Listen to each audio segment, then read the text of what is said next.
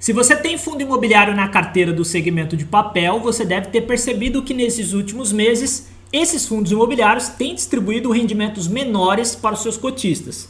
Isso tem um motivo, eu vou apresentar ele aqui para você, mas além de apresentar esse motivo, é legal a gente tentar enxergar como é que a gente pode minimizar o risco de investir em um fundo imobiliário de papel e que ele passe a distribuir rendimentos menores.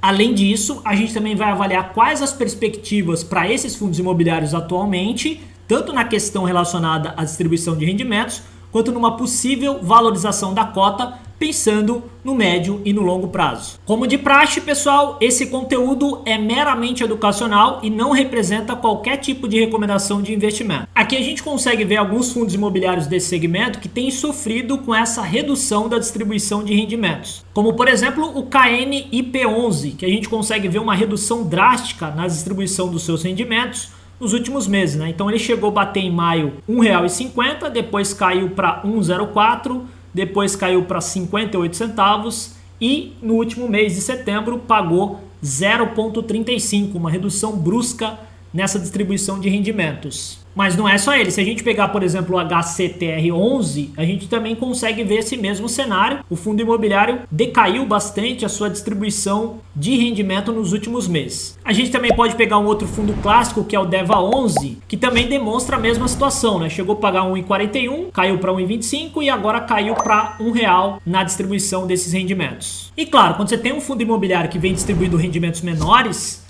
a tendência é que a cotação desse fundo imobiliário caia no mercado. E aí o investidor acaba perdendo nas duas pontas, né? Ele passa a receber um rendimento menor e também passa a ter uma cotação desvalorizada daquele fundo imobiliário durante aquele período, né? A gente consegue ver isso muito claramente nesses três fundos que eu mostrei aqui para você, mas basicamente só para a gente pegar como exemplo aqui o KNIP11, onde a gente consegue ver aqui a queda da cotação desse fundo imobiliário. Para a gente poder entender a mecânica de um fundo imobiliário ou de qualquer outro fundo de investimento, é importante entender quais são os ativos que compõem o portfólio desse fundo para poder interpretar o porquê que ocorre uma redução nos rendimentos distribuídos por esse fundo imobiliário e como consequência também uma desvalorização na cota desses FIIs. E aqui eu estou pegando o relatório gerencial do fundo DEVA11 apenas em caráter de exemplo, porque esse raciocínio aqui serve para qualquer fundo imobiliário de papel, para a gente poder compreender quais os ativos que compõem a carteira desse fundo imobiliário.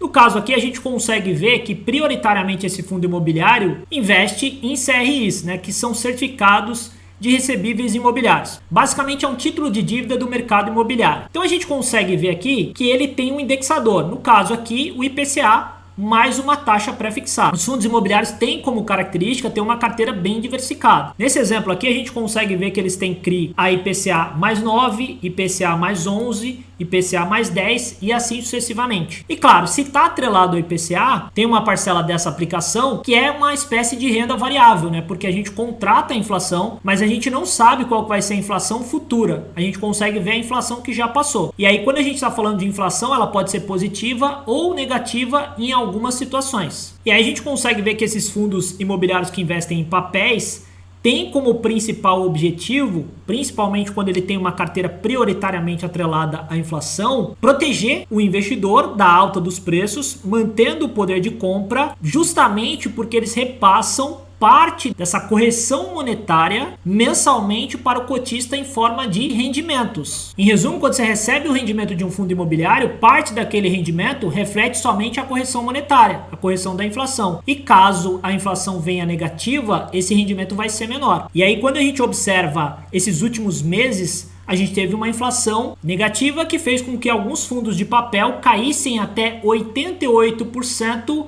em relação à distribuição dos seus rendimentos. Então a gente consegue observar que nesses últimos meses ocorreu um cenário de deflação, uma inflação negativa. Julho foi 0,68, agosto 0,36, em setembro 0,29. E no caso de um relatório gerencial de um fundo imobiliário, a gente consegue ver essa correção monetária de uma forma mais prática através da demonstração de resultados. Então eu peguei aqui como exemplo o fundo DEVA11 e a gente consegue ver que a correção monetária de junho de 2022 foi de 9,8 milhões. Já em julho caiu bastante, 5,7, em agosto também caiu 5,2. Para ficar bem mais claro esse entendimento, vamos pegar aqui uma situação onde um fundo imobiliário distribuiu R$1,60, que foi nesse mês de maio de 2022, no caso aqui a gente está falando de DEVA 11 apenas em caráter de exemplo. Perceba que ele tem despesas e receitas para poder distribuir ali esse rendimento para esses cotistas. Então a gente consegue ver que uma parte desse rendimento foi proveniente de correção monetária, outra parte de juros diários, outra parte de outras receitas, outra parte de receitas de fundos imobiliários. E aqui a gente tem despesas e também tem reserva de lucro. Normalmente alguns fundos imobiliários guardam uma parte desse lucro para no momento onde esse fundo imobiliário não estiver passando uma boa situação, ele possa pegar essa reserva e de repente complementar o rendimento que vai ser distribuído para esses cotistas. Então aqui a gente consegue exemplificar de maneira bem clara que nesse mês de maio, desses R$1,60 pago aos cotistas, R$1,25 foi proveniente somente da correção monetária. Isso porque a gente teve uma inflação alta durante esse período. Isso contribuiu para que esse rendimento fosse um rendimento expressivo se comparado a meses anteriores. E aí já ficou claro por que ocorre essa redução de rendimentos em fundos imobiliários do segmento de papéis. Agora, como é que a gente pode se proteger para minimizar o risco de ter um rendimento menor em um cenário deflacionário, que é o que tem acontecido recentemente? Bom, alguns fundos imobiliários oferecem para os cotistas uma proteção contra um eventual cenário de deflação. Então, continuando aqui no relatório de DEVA 11, a gente consegue observar que o percentual da carteira de CRI protegida pela deflação é de 99%. Significa dizer o seguinte, imagina que você tem um cenário deflacionário. Em tese, essa deflação deveria corroer a parte pré-fixada desse título. Só que como ele tem essa proteção, quando o cenário é de deflação, ou seja, a inflação negativa, essa parcela da inflação negativa não vai corroer a taxa pré-fixada, ela vai ser zerada. Então vamos pegar um exemplo aqui. Imagina que esse fundo imobiliário, só em caráter de exemplo, ele tem um título que paga IPCA mais 6. Imagina que nos últimos 12 meses a inflação foi de 6%. Logo, você teria uma média de 1% ao mês. 0,5% referente a uma correção monetária, correção da inflação, e 0,5% referente à taxa pré-fixada desse título. Agora, vamos imaginar nesse mesmo cenário, essa mesma taxa, um cenário deflacionário. Imagina que a inflação do período foi de 0,5% negativa. Nesse cenário, se não houvesse essa proteção, você teria 0,5% negativo, com mais 0,5% positivo, você teria um rendimento zerado. Só que como ocorre aqui uma proteção, esse 0,5% negativo, ele basicamente não é contabilizado, porque ele ficou negativo, então ele seria uma inflação zerada. Então nesse caso, o investidor, no lugar de ter um rendimento zerado, ele teria um rendimento de 0,5% proporcionado pela taxa pré-fixada. É claro que ainda assim ocorre uma redução de rendimento, que se a gente pegar o exemplo que eu acabei de passar para você, num cenário de inflação positiva, ele teria 0,5%, com mais 0,5%, teria 1% durante aquele mês. E aí ele está acostumado a receber esse 1% durante meses ali, porque a inflação é positiva. Mas quando ocorre uma deflação, e nesse exemplo uma deflação de 0,5% durante o período de um mês, no lugar dele receber 1%, nesse mês de rendimento, ele recebeu apenas 0,5%, que se refere à taxa pré-fixada somada a uma inflação zerada, que na prática foi uma inflação negativa. Então, uma maneira que você tem de se proteger de um cenário deflacionário utilizando fundos imobiliários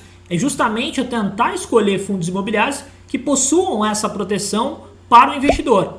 Além disso, você tem outros fundos que não têm essa proteção, mas que formam um caixa para que num cenário deflacionário ele possa pegar parte do dinheiro que está nesse caixa e cobrir um eventual rendimento menor proporcionado justamente por um cenário de deflação. Então esse é um ponto importante que você como investidor deve checar no momento em que você for investir em um fundo imobiliário. E aí você deve estar imaginando o seguinte, será que esse cenário de deflação vai perdurar no longo prazo? A tendência é que não, pessoal. Numa economia saudável, no longo prazo, você tem uma inflação positiva, né? No médio e no longo prazo. Então não é razoável você imaginar que vai perdurar por muito tempo um cenário deflacionário. A gente sabe que esse é um cenário temporário. Obviamente que os fundos imobiliários e outros ativos podem sofrer com um cenário de deflação, mas no médio e no longo prazo a gente costuma ter, pelo menos numa economia saudável, um cenário de inflação positiva. Isso, obviamente, vai fazer com que os rendimentos dos fundos imobiliários aumentem nominalmente, porque a gente precisa lembrar que a inflação apenas faz uma correção monetária. Então, apesar de você ter um ganho nominal de rendimento maior, esse ganho nominal está atrelado simplesmente ao aumento da inflação. Então, ele não proporciona para você um aumento no poder de compra, ele simplesmente corrige a inflação. Esse é o ponto, né? E aqui a gente consegue ver historicamente o gráfico dos últimos 10 anos. Em poucos momentos a gente teve um cenário deflacionário, né? Que é o que está passando agora, mas que muito provavelmente deve passar. E aí alguns investidores podem considerar oportunidades, haja vista que o fundo imobiliário perdeu rendimento por conta de um cenário deflacionário, que muito provavelmente é um cenário momentâneo, e como eu mencionei para você, não é razoável pensar que a deflação vai perdurar por longos períodos. E aí nesse caso pode surgir oportunidades para comprar fundos imobiliários desse segmento a preços subavaliados, pensando no médio e no longo prazo. Espero que esse vídeo possa ter agregado valor para você. Se gostou, dá um like, se inscreve no canal. Um grande abraço e até o próximo encontro. Valeu!